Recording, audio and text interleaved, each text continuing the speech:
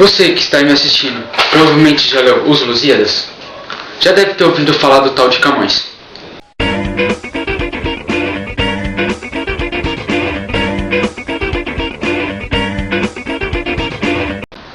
Camões, ninguém menos, ninguém mais que o idiota tirou essa porcaria de livro. A obra do infeliz é dividida em 10 partes com mais de 8.000 versos e 1.102 estrofes. E além disso é feito em oitavos, ou seja, 8 versos por estrofe. Agora me diz, pra que tudo isso? Pra quê? Você acha que um cara desse tinha alguma coisa de útil pra fazer? Não tinha! Ah, já sei!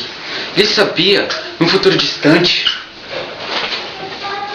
a gente ia ter que estudar a obra dele.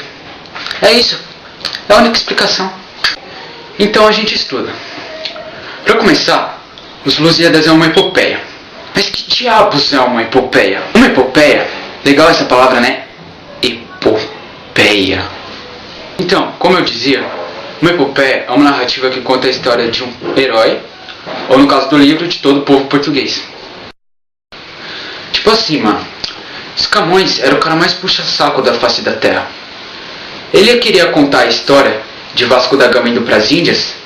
Aí no meio dessa história, ele ficava enrolando e falando de todas as glórias e da história de Portugal. Daí, na história, ele contou o episódio de uma tal de Inês de Castro, que foi amada pelo Dom Pedro I, futuro rei de Portugal, e que teve 4 filhos com ele. Só que o pai do Dom Pedro I mandou matar a Inês de Castro. É como se Camões, sabe, quisesse falar que ela foi morta por causa do amor. Entendeu? Esse bagulho aqui não tem nada a ver. Depois fala de um tal de Adamastor. Sim, Adamastor. Enfim, ele fala desse tal de Adamastor, que é um gigante, feio e que dá medo. Só pra mostrar que os portugueses eram tudo cagão mesmo e ficava com medo de ir pro mar. Dizem que essa é a parte mais complexa do livro porque é cheia de detalhe, traço, frescura, traço, chatice. E Luís Vaz de Camões vai narrando a viagem. Toda vez que ele tem uma brecha, ele vai e bota a história dos tais dos Lusíadas, que são os portugueses. Mas o maior problema do livro nem é a história. O que mata é o tamanho da encheção de saco. O bagulho tem 3 partes só de introdução. Daí depois vem a narração e depois o epílogo. A introdução é dividida em proposição, quando ele apresenta o tema. Depois em invocação, quando ele invoca as ninfas do rio Tejo para escrever o poema. E depois em dedicatória ao rei Sebastião, que era o rei de Portugal na época. Depois da pequena introdução de 18 estrofes, aí vem a narração que, como eu já disse, tem 10 cantos. Aí depois de toda essa melação de cueca, quando você pensa que terminou o livro, aí vem o epílogo. Aí você lança só mais 56 estrofes e acabou. Cara, você finalmente acabou o livro. Parabéns. Você é muito bom, você testou sua paciência e ela passou no último nível do teste. Só que o tal de Camões não podia parar na epopeia. Não!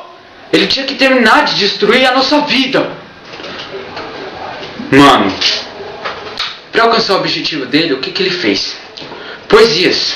Uma parte de poesia lírica cheia daquela frescura de verso decassílabo que falava da mesma coisa toda vez.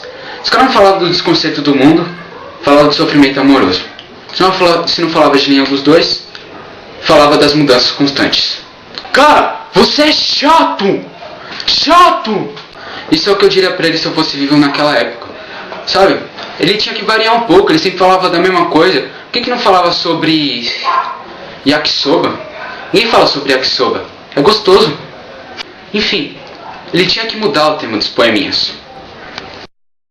Mas Camões não se contentou de fazer a gente estudar os Lusíadas e as poesias líricas. Não. Ele tinha ainda que tentar finalizar seu plano maléfico de fazer a gente estudar as obras deles exaustivamente no ensino médio, criando peças teatrais. Felizmente, suas peças teatrais, por algum motivo desconhecido, não fizeram sucesso. E ele falhou. Ele falhou. Luís Vaz de Camões não conseguiu finalizar seu plano maléfico. Mas ainda assim, implantou suas obras doentias na literatura portuguesa e na literatura brasileira. Triste. Só que a maldade de Camões trouxe consequências ruins para ele. Sim, foi que ele morreu pobre. Passou os últimos anos de vida na miséria. Além disso, ele era caolho. Dizem que ele perdeu um olho no Marrocos. Dizem também que ele foi preso 2 vezes. Mas por que dizem? Porque todo site que eu entro no Google, ou todo livro que eu procuro a biografia dele, diz que a vida do homem era envolta em lendas. E eu tenho minhas dúvidas quanto à vida dele, porque eu acho que essas lendas realmente são lendas. Dizem que o cara era o bad boy da época. O fortão, o bonitão, que pegava as minas tudo e pegava as minas tudo. Na minha humilde opinião, é tudo mentira. Já viram algum retrato dele? O cara era muito feio e era caolho. Tipo assim, ó. E eu tenho fundamentos para dizer que é mentira. Porque no dicionário, o significado de lenda é tradição popular, história fantástica ou mentira. Então, pois é. Acho que falei bastante sobre Camões e sobre os Lusíadas. Se você acha que eu falei pouco, então, abre um livro e estuda. Que agora eu vou fazer uma coisa mais importante que falar de matéria de português, que é ligar meu Nintendinho e jogar Super Mario Bros 3.